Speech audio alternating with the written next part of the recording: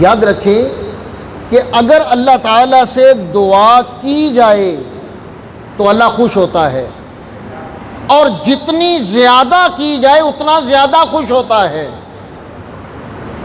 مخلوق سے اب ایک بار مانگیں گے چلو وہ خوشی سے دے دے گا، دوسری بار مانگیں گے پھر بھی دے دے گا، تیسری بار، چوتھی بار، پانچویں بار، 10ویں بار دے دے گا، لیکن ایک وقت آئے گا کہ وہ کہے گا کہ یار تینوں تے عادت ہی ہو گئی ہے منگن دی، تیری تے فطرت ہی منگن دی ہو گئی ہے، جان بھی چھڈ مگروں بھی لے، بالآخر وہ یہ کہے گا۔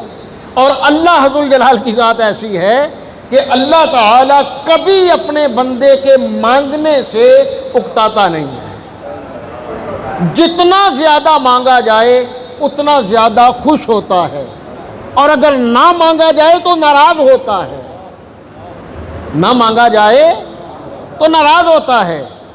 اللہ تعالیٰ اس لیے خوش ہوتا ہے کہ میرا بندہ مجھے سے اپنی امیدیں لگائے بیٹھا ہے۔ دنیا دار کوئی دینے والا ہو نا تو اس کے دینے کا ایک وقت مقرر ہے، وہ صبح کے وقت دے گا یا شام کے وقت دے گا یا پورا دن دے گا، جب رات ہوگی تو دروازہ بند ہو جائے گا، دینا بند ہو جائے گا، اور پھر رات کو وہ سو بھی جائے گا۔ اب اللہ ذوالجلال کی عطا کا دروازہ کبھی بند نہیں ہوتا۔ اللہ تعالیٰ نے مانگنے کا، سائلوں کے سوال کرنے کا کوئی وقت مقرر نہیں فرمایا۔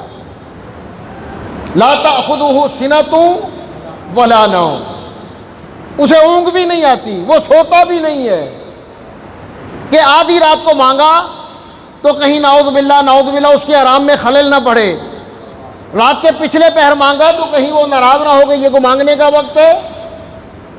اللہ فرماتا ہے کہ وہی تو وقت ہے مانگنے کا، جب سارے دینے والے سوئے ہوتے ہیں، وہ دینے والا ایسا ہے کہ وہ اپنے بندوں کو پکار رہا ہوتا ہے، وہ مانگنے والوں کو بلا رہا ہوتا ہے کہ آؤ بھائی مجھ سے مانگو۔ ہے کوئی مانگنے والا میں اسے عطا کروں، ہے کسی کو رزق کی ضرورت میں اسے رزق عطا کروں، اولاد کی ضرورت اسے اولاد عطا کروں، مغفرت کی ضرورت اسے مغفرت دوں۔ وہ ذات ایسی ہے کہ وہ اپنے بندوں کو بلا بلا کے عطا کرتی۔